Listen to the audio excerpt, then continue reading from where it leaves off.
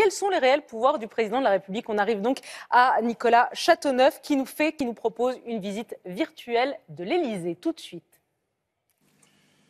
Celle ou celui qui occupera bientôt ce bureau présidentiel sera sans doute l'un des plus puissants dirigeants de démocratie. C'est ce qu'a voulu le général de Gaulle en 1958. Le président veille au respect de la Constitution et à la continuité de l'État. Il est le garant de l'indépendance nationale et de l'intégrité du territoire. Et si ces dernières sont menacées, l'article 16 de la Constitution lui confère des pouvoirs exceptionnels. Le président est donc également le maître du bouton rouge, le bouton nucléaire. En fait, ce n'est pas un bouton, mais une clé numérique chiffrée qu'il porte toujours avec lui. Il est aussi le chef des armées et il dirige notre diplomatie.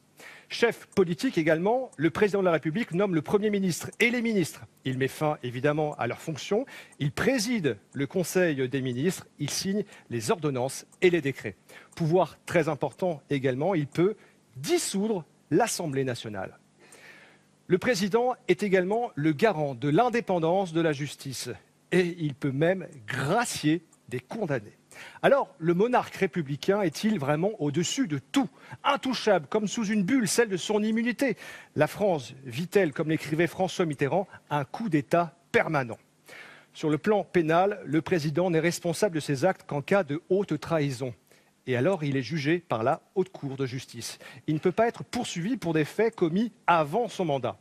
En contrepartie, il peut par contre être destitué en cas de manquement manifestement incompatible avec l'exercice de son mandat. C'est une sanction politique, mais pas pénale. Mais pour mesurer finalement l'étendue du pouvoir du président, il faut prendre aussi en compte les traités européens successifs qui ont transféré à Bruxelles une partie de ses prérogatives.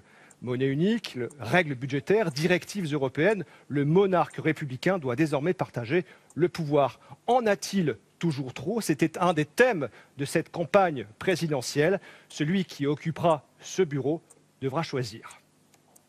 Merci Nicolas pour ces pouvoirs du président.